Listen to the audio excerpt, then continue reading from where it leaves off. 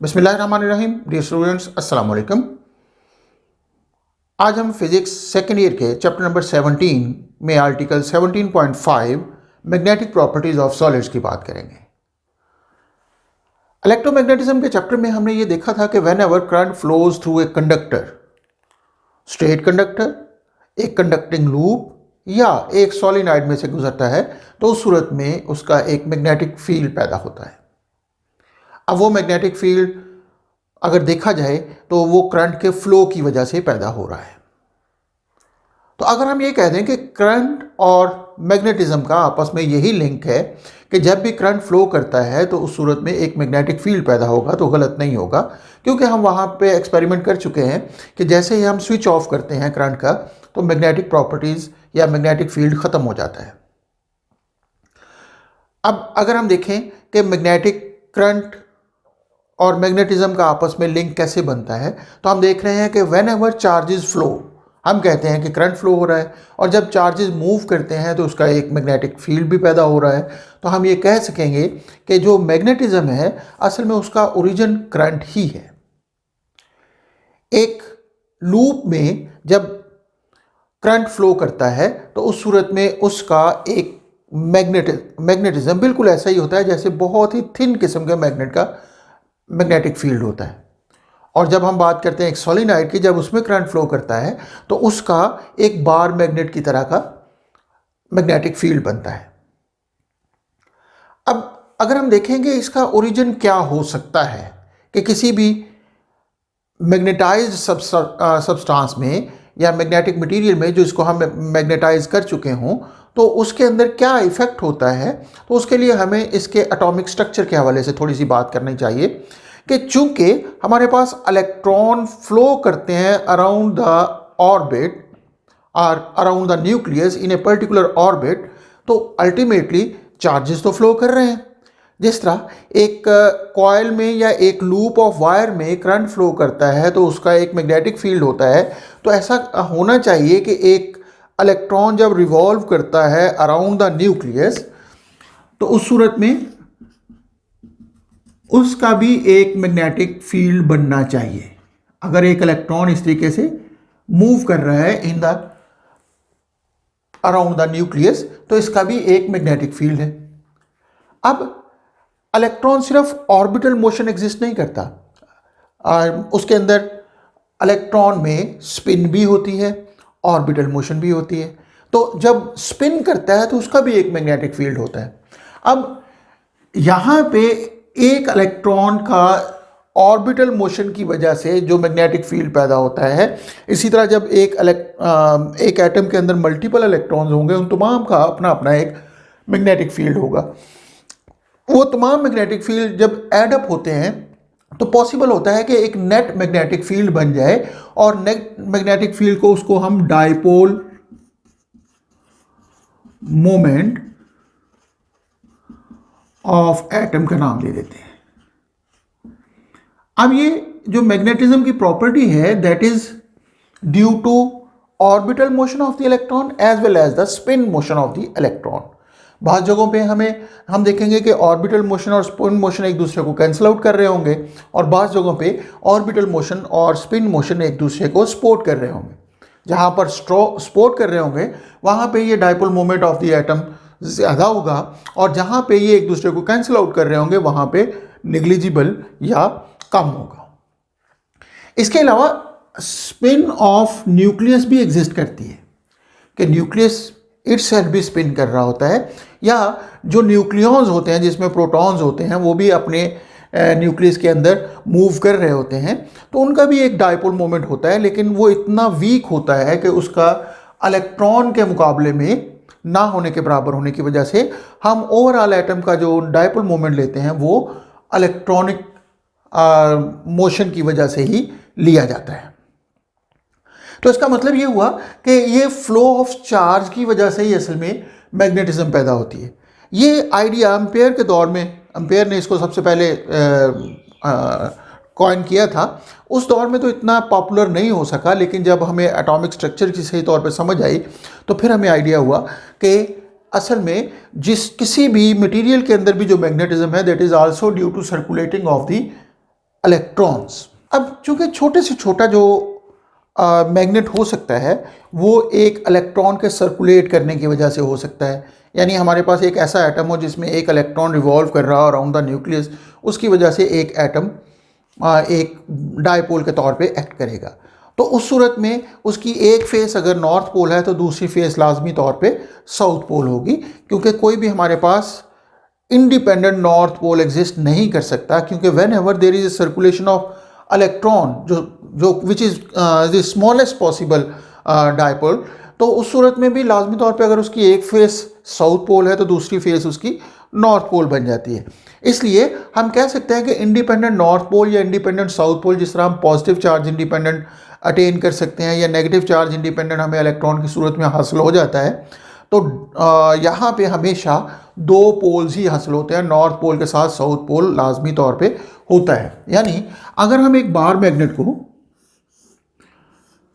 दो हिस्सों में तकसीम कर दें, इस तरह के एक हिस्सा इसका नॉर्थ पोल है और दूसरा साउथ पोल है, अगर हम इसको दरमियान से काट दें तो ये असल में नॉर्थ और साउथ अलहदा नहीं होंगे, बल्कि क्या हो जाएगा कि दो हमारे पास मैग्नेट बन जाएंगे। ये हमारे पास साउथ के साथ नॉर्थ और यहाँ पे नॉर्थ और साउथ अपनी जगह पे बनते जाएंगे।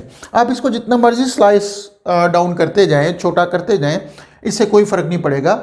हर छोटे से छोटा जो हमारे पास बहुत एक एटॉमिक लेवल पर जो स्लाइस बनेगा, यानी इतना थिन हो कि उसके एक एटम की टोटल विड्थ हो, तो उसके बावजूद भी उसकी एक फेस नॉर्थ पोल और एक फेस साउथ पोल होगी, and this is experimental result. तो हम कह सकते हैं कि we can not have a single north pole और आइसोलेटेड नॉर्थ और आइसोलेटेड साउथ पोल। अब यहाँ पे चूँकि यहाँ पे स्पिनिंग भी हो रही है और उसके साथ साथ ऑर्बिटिंग भी हो रही है इलेक्ट्रॉन की, तो यहाँ पे दो केसेस अराइज करते हैं या दो केसेस बनते हैं जिनकी बेस पर हम क्लासिफिकेशन करेंगे। पहला केस ये है कि हमारे पास जो स्पिन की वजह से मैग्नेटिज्म है और ऑर्बिटिंग की वजह से जो मैग्नेटिज्म है, यानी न्यूक्लियस के गिर्द घूमने की वजह से इलेक्ट्रॉन का, और उसके साथ साथ वो अपने एक्सिस के गिर्द स्पिन की वजह से जो इलेक्ट्रॉन का मोमेंट बनेगा वो एक दूसरे को सपोर्ट कर रहे होंगे, और ऐसी सूरत में वो एक टाइनी मैग्नेट के तौर पे बिहेव करेगा। यानी वो एटम जिसमें इलेक्ट्रॉन स्पिन मोमेंट और ऑर्बिटल मोमेंट एक दूसरे को सपोर्ट करेंगे, वो एटम एज ए होल एक टाइनी मैग्नेट के तौर पे बिहेव करेगा। अब ऐसे मटेरियल्स को हम पैरामैग्नेटिक सब्सटेंस का नाम देते हैं। लेकिन दूसरा केस क्या हो सकता है कि ऐसे मटेरियल होंगे जिसमें स्पिन मोमेंट और ऑर्बिटल मोमेंट एक दूसरे को कैंसिल आउट कर रहे होंगे या उनका इफेक्ट एक दूसरे को कैंसिल आउट कर रहा होगा। तो ऐसी सूरत में हम उस जो पॉसिबिलिटी ये होगी कि उन दोनों का सम अप करने के बाद आंसर इज ज़ीरो, यानी देर इज़ नो मैग्नेटिज्म, तो उस सूरत में हम इसको डायामैग्नेटिक सब्सटेंसेस का नाम देंगे, जैसे कि atoms of water, copper, bismuth या एंटीमनी वगैरह होते हैं। तो ये हमारे पास डायामैग्नेटिक सब्सटेंस होते हैं। तो we can say that magnetic substance solids can be paramagnetic और डायामैग्नेटिक। फर्क क्या होगा इसमें कि पैरामैग्नेटिक में हमारे पास स्पिन और orbital moments support each other, जबकि यहां पे स्पिन और ऑर्बिटल मोमेंट्स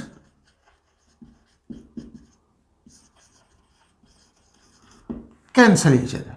तो इस सूरत में ये टाइनी मैग्नेट बन जाएंगे हर एटम, और यहाँ पे ये ज़ीरो मैग्नेटिज्म शो करेंगे, यानी ये हमारे पास कोई भी यहाँ पे मैग्नेटिज्म शो नहीं होगा। तो लेकिन कुछ ऐसे मटेरियल्स भी हैं जैसे कि आयरन है, कोबाल्ट है, निकल है, क्रोमियम डाइऑक्साइड या एलनिको। मैं अगर इसको इस तरह लिख लूँ, ये एल्यूमिनियम, निकल और कोबाल्ट का अलॉय है ये हमारे पास ऐसे मटेरियल हैं जहाँ पे एटम्स जो टाइनी मैग्नेट्स हैं वो एक दूसरे के साथ कोऑपरेट करते हैं, यानी वो ग्रुप्स बना लेते हैं। और ग्रुपिंग इस तरह होती है कि हर एटम का मैग्नेटिज्म दूसरे एटम के मैग्नेटिज्म को यानी डायपोल मोमेंट को सपोर्ट कर रहा होता है। तो वो ग्रुप ऑफ एटम्स की सूरत में एक दूसरे को सपोर्ट करते हैं।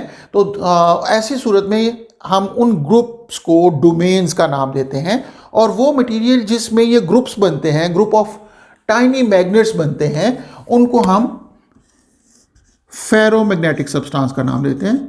तो ये एक तरह की आप समझ लें कि एक special kind of paramagnetic substance हैं जिनको हम फेरोमैग्नेटिक सब्सटेंस कहते हैं।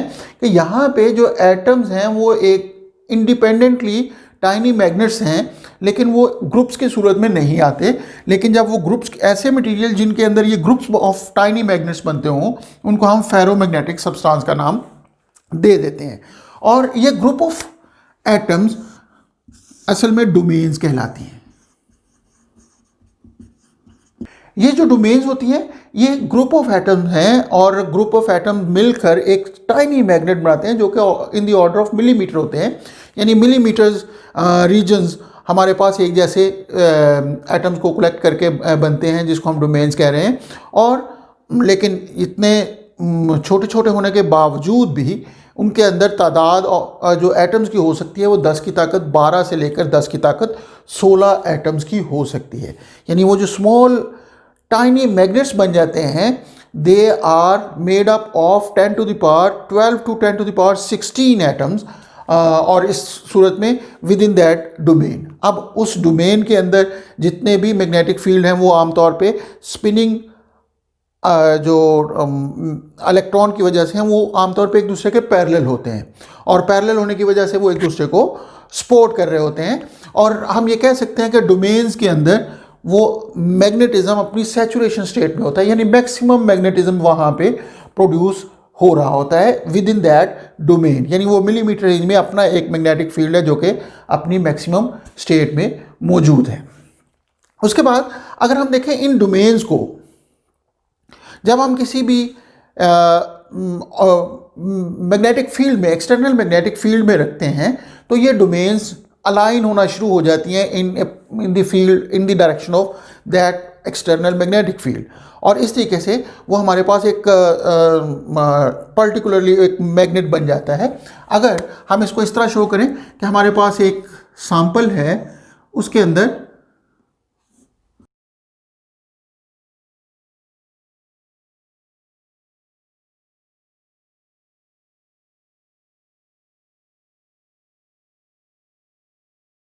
हर डोमेन के अंदर देखा जाए तो ग्रुप ऑफ एटम्स एक डायरेक्शन में अलाइन है, उनके डायपोल मोमेंट एक डायरेक्शन में अलाइन है, लेकिन तमाम डोमेन्स डिफरेंट डायरेक्शंस में अलाइन है। इसका मतलब ये हुआ कि एक अगर एक डोमेन की बात करें तो उसका एक मैग्नेटिज्म होगा जो एक ख़ास डायरेक्शन में होगा, और फ़र्ज़ करेंगे वो इस डायरेक्शन में है, दूसरी का किसी और डायरेक्शन में, तीसरी का किसी और डायरेक्शन में। जो अनमैग्नेटाइज्ड फॉर्म में क्या होगा कि ये डोमेन्स के मैग्नेटिक फील्ड एक दूसरे को कैंसिल आउट कर रहे होंगे। लेकिन जब हम इसको किसी मैग्नेटिक एक्सटर्नल मैग्नेटिक फील्ड में रखते हैं तो ये तमाम के तमाम एक डायरेक्शन में अलाइन होना शुरू हो जाते हैं।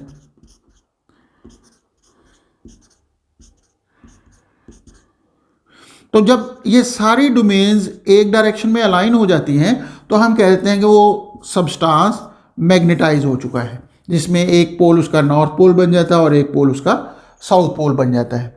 अब जितनी ज़्यादा अलाइनमेंट एक डायरेक्शन में होगी वो मैग्नेटिक फील्ड उतना स्ट्रॉन्ग होगा। इसका मतलब ये है कि जब हम स्मॉल या वीक मैग्नेटिक फील्ड में रखते हैं तो उस सूरत में जो अलाइनमेंट होती है वो थोड़ी होती है। जैसे जैसे हम उसको स्ट्रॉन्ग करते जाएंगे तो फील्ड ज़्यादा से ज़्यादा स्ट्रॉन्ग होने की वजह से इनकी अलाइनमेंट भी बेहतर होती जाएंगी। इस तरीके से ये होगा कि हमारे पास एक स्टेज ऐसी आएगी जब सारी की सारी डोमेन्स एक डायरेक्शन में अलाइन हो जाएंगी, और जब ये सारी डायरेक्शन एक में अलाइन हो जाती हैं तो हम कहते हैं कि वो उस वक्त सैचुरेशन स्टेट में चला जाता है। यानी हम ये कह लें कि वो अपनी मैक्सिमम मैग्नेटिक प्रॉपर्टीज़ को अचीव कर चुका है। तो उस सूरत में एक साइड उसकी नॉर्थ पोल और दूसरी साइड उसकी साउथ पोल बन जाती है। तो ये था हमारे पास इसकी कुछ division on the basis of magnetic properties के पैरामैग्नेटिक सब्सटेंस और डायमैग्नेटिक सब्सटेंस के साथ साथ ये फेरोमैग्नेटिक सब्सटेंस को भी एक टाइप कहा जा सकता है। डायमैग्नेटिक सब्सटेंस ऐसे मटेरियल्स होते हैं जिनको हम मैग्नेटाइज कर नहीं सकते, या उनके अंदर जो प्रॉपर्टी ऑफ डायपोल है वो ज़ीरो होती है because of the cancellation of orbital and spin motion. इसके अलावा कुछ ऐसे मटेरियल्स होते हैं जो सॉफ्ट मटेरियल मैग्नेटिक मटेरियल कहलाते हैं। सॉफ्ट मैग्नेटिक मटेरियल से मुराद ये है कि उसके अंदर डोमेन्स या उनके जो एटॉमिक स्केल मैग्नेट्स होते हैं उनको बड़ी आसानी से अलाइन किया जा सकता है by applying the external magnetic field, या जैसे ही हम उसके मैग्नेटिक फील्ड को रिमूव करते हैं तो वो फौरी तौर पे दोबारा डिसऑर्डर फैशन में आ जाते हैं, यानी उनकी अलाइनमेंट ख़त्म हो जाती है। तो ऐसी सूरत में हम उसको सॉफ्ट मैग्नेटिक मटेरियल्स का नाम देते हैं। अब ये सॉफ्ट मैग्नेटिक मटेरियल जैसे कि आयरन है, तो ये सॉफ्ट मैग्नेटिक मटेरियल का काम ये होता है कि इनको हम आमतौर पे मैग्नेट बनाने के लिए इस्तेमाल करते हैं। इलेक्ट्रोमैग्नेट का काम ही ये होता है कि वो आसानी से मैग्नेटाइज हो जाए और आसानी से डीमैग्नेटाइज हो जाए, तो इसलिए ये हमारे पास सॉफ्ट मैग्नेटिक मटेरियल होते हैं। इसी के अलावा कुछ ऐसे मटेरियल्स होते हैं जिनको बहुत आसानी से अलाइन नहीं, उनके डोमेन्स को बहुत आसानी से अलाइन नहीं किया जा सकता, तो ऐसे मटेरियल्स को हम आमतौर पे हार्ड मटेरियल का मैग्नेटिक मटेरियल का नाम देते हैं। और वो लाजमी तौर पे उसके लिए स्ट्रॉन्ग मैग्नेटिक फील्ड चाहिए होता है ताकि उसको मैग्नेटाइज किया जा सके या उनकी डोमेन्स को अलाइन किया जा सके। तो ऐसी सूरत में हम उनको हार्ड मैग्नेटिक मटेरियल का नाम दे देते हैं। जैसे स्टील, Ni-Co-5 वगैरह हमारे पास स्पेशल किस्म के मटेरियल्स हैं जो हम आमतौर पे परमानेंट मैग्नेट बनाने के लिए इस्तेमाल करते हैं, क्योंकि उनको मैग्नेटाइज करने के लिए या डीमैग्नेटाइज करने के लिए हमें ज़्यादा एनर्जी की ज़रूरत होती है। और इसके अलावा हम ये भी जानते हैं कि जो थर्मल वाइब्रेशन होती है ये ऑर्डर को डिसऑर्डर करने में बहुत अहम किरदार अदा करती है। अगर हम किसी भी मटेरियल को मैग्नेटाइज्ड फॉर्म में है, इसका मतलब ये है कि ये तमाम इसके जो एटॉमिक स्केल मैग्नेट्स हैं वो एक ख़ास डायरेक्शन में अलाइन है। तो ऐसी सूरत में क्या होगा कि वो मटेरियल जब वो एक ख़ास डायरेक्शन में अलाइन है, हम उनको हीटअप करना शुरू कर दें तो हीटअप करते करते एक स्टेज ऐसी आती है जब वो डिसअलाइन होना शुरू हो जाते हैं। वो टेम्परेचर जिस पर वो ऑर्डर से डिसऑर्डर की तरफ आना शुरू हो जाते हैं, यानी मैग्नेटाइज मटेरियल डीमैग्नेटाइज होना शुरू हो जाता है एट ए पर्टिकुलर टेम्परेचर, उसको हम क्यूरी टेम्परेचर का नाम देते हैं। ये क्यूरी टेम्परेचर एक स्पेशल टेम्परेचर है जहाँ पे जो मटेरियल है वो डीमैग्नेटाइज होना शुरू हो जाता है, तो वो हमारे पास क्यूरी टेम्परेचर कहलाता है। किसी भी मैग्नेटिक मटेरियल को समझने के लिए या किसी भी मैग्नेटिक प्रॉपर्टीज़ ऑफ मटेरियल को जज करने के लिए हमारे पास बहुत ही एक इफ़ेक्टिव वे होता है कि हम उसके लिए हिस्टैरिसीस लूप ड्रॉ करते हैं। हिस्टैरिसीस लूप असल में क्या है कि ये V और I के दरमियान हिस्टैरिसीस लूप असल में क्या है? हिस्टैरिसीस लूप असल में मैग्नेटिक फ्लक्स डेंसिटी और करंट के दरमियान एक ग्राफ को कहते हैं।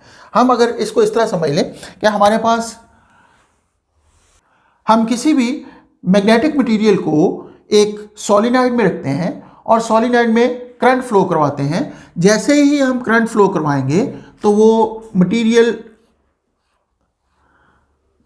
मैग्नेटाइज होना शुरू हो जाएगा, यानी हम करंट के बढ़ाने से मैग्नेटिक फ्लक्स डेंसिटी बढ़ती जाएगी।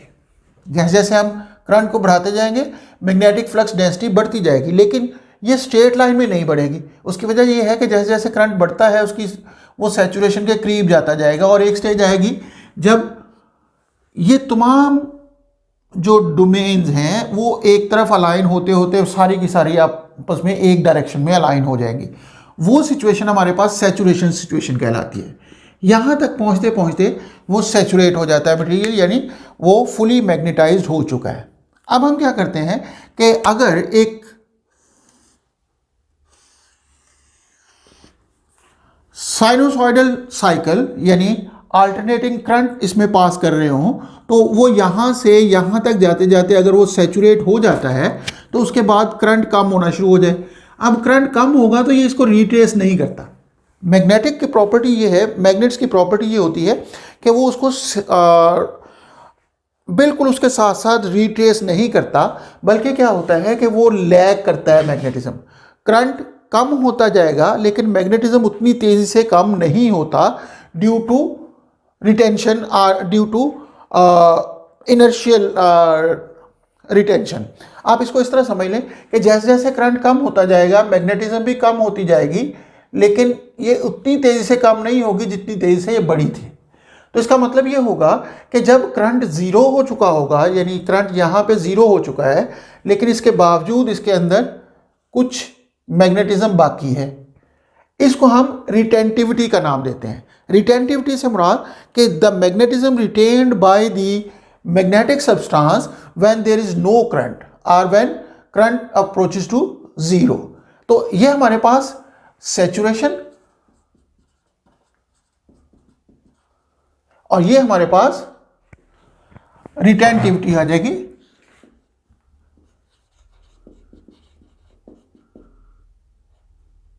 रिटेंटिविटी। अब उसके बाद क्या होगा कि हम अगर करंट को देखें तो वो ऑपोजिट डायरेक्शन में करंट फ्लो करना शुरू कर देता है। अब जैसे ही करंट ऑपोजिट डायरेक्शन में फ्लो करेगा तो हम देख रहे हैं कि कुछ इस तरह की सूरत बनेगी कि यहां पे करंट ऑपोजिट डायरेक्शन में जितना करंट है to make the substance demagnetize fully, वो हमारे पास कोर्सिव करंट कहलाएगा। So this point is called coercive current. अब अगर हम करंट को ऑपोजिट डायरेक्शन में फ्लो करता है तो एक खास करंट तक, यहां तक जब करंट पहुंचता है तो उस वक्त तक मैग्नेटिज्म उसका ज़ीरो हो जाता है। इसका मतलब ये हुआ कि हमारे पास जो मैग्नेटिक प्रॉपर्टी है वो या magnetism of the material zero हो जाता है, लेकिन उसके लिए हमें ये करंट की ज़रूरत पेश आई ऑपोजिट डायरेक्शन में। तो इस करंट को हम कोर्सिव करंट का नाम दे देते हैं और ये कोर्सिव, इस प्रॉपर्टी को हम कोर्सिविटी का नाम दे देते हैं। उसके बाद अगर हम इसको फर्दर यहाँ से ऑनवर्ड मैक्सिमम तक लेके जाएं तो हमारे पास सिचुएशन कुछ इस तरह होगी कि ये ऑपोजिट डायरेक्शन में मैग्नेटाइज होगा और यहाँ पे आके फिर ये ऑपोजिट डायरेक्शन में सैचुरेट हो गया। सैचुरेट होने के बाद जब हम इसको दोबारा ज़ीरो की तरफ लेके जा रहे हैं तो ये मैग्नेटिज्म ज़ीरो की तरफ जाएगा और फिर ये हमारे पास रिटेंटिविटी होगी या रिटेंशन होगी, और इस तरीके से जब वो अपना साइकिल कंप्लीट करेगा तो ये हमारे पास अगेन कोर्सिव करंट होगा to make it fully demagnetize, यानी मैग्नेटिक फ्लक्स डेंसिटी उसकी ज़ीरो करने के लिए हमें जितना करंट चाहिए, और अल्टीमेटली फिर ये पॉजिटिव पीक अगले साइकिल की होगी तो उस सूरत में ये दोबारा मैग्नेटाइज होगा फुली। अब ये सिचुएशन ये हुई कि एक पूरा साइकिल जब इसमें से पास ऑन करता है तो मैक्सिमम से दोबारा दूसरे मैक्सिमम तक पहुंचने के लिए हमारे पास एक लूप बन रही है। इसको हम हिस्टैरिसीस लूप का नाम दे रहे हैं। अब ये हिस्टैरिसीस लूप इसलिए भी बहुत अहम है, इससे हमें आइडिया होता है कि कितना हमें एनर्जी सर्व करनी पड़ेगी to magnetize and demagnetize in a complete loop. मतलब ये कि एक साइकिल गुजरने के दौरान कितनी एनर्जी खर्च होगी वो डिपेंड करेगी इसके अंदर एरिया के ऊपर, यानी जितना ज़्यादा एरिया लूप का होगा हमें वो उतना ज़्यादा मुश्किल होगा for a complete loop of magnetizing and demagnetization of the material. तो हम ये कह सकते हैं कि अगर इस हिस्टैरिसीस लूप का एरिया स्मॉल होगा तो वो सॉफ्ट मटेरियल होगा, उसको हम इलेक्ट्रोमैग्नेटिज्म के लिए, इलेक्ट्रोमैग्नेटिक सब्सटेंस के लिए यूज़ कर सकते हैं या इलेक्ट्रोमैग्नेट बनाने के लिए यूज़ कर सकते हैं। जबकि अगर ये हमारे पास ज़्यादा वाइडर एरिया होगा तो हम कह सकेंगे कि वो मटेरियल हम परमानेंट मैग्नेट बनाने के लिए इस्तेमाल करते हैं। तो ये कुछ थी हमारे पास हिस्टैरिसीस लूप और उसकी कुछ प्रॉपर्टीज़।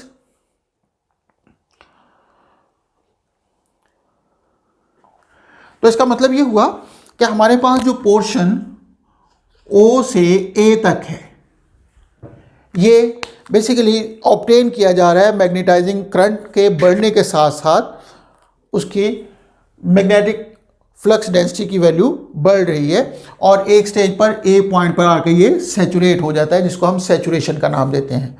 उसके बाद अगर